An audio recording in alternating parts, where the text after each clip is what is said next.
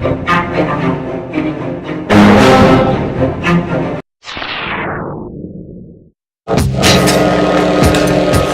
is Brian with ScreenFiles.com in review.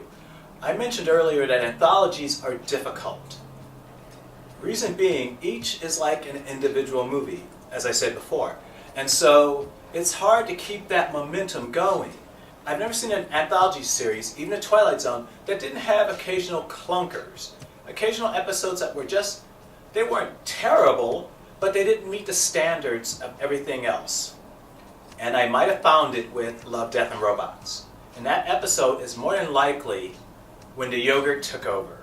Directed by Victor Maldonado and Alfredo Torres, When the Yogurt Took Over is visually interesting, like with their prior entry to Love, Death, and Robots, Three Robots. It has a visual style that's very cartoony, very Lego-ish. Well, not as in square blocks, in terms of very whimsical and very child-orientated, if you will. This is not for children. Again, this whole series is not for children.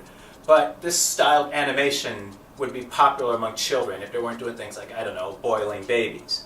That being said, this episode is kind of pointless. It's not bad, again. It's not terrible by any stretch. It's not bad by any stretch. But there's like a factor to it. There's no reason for it to be really. There's no real tension to it.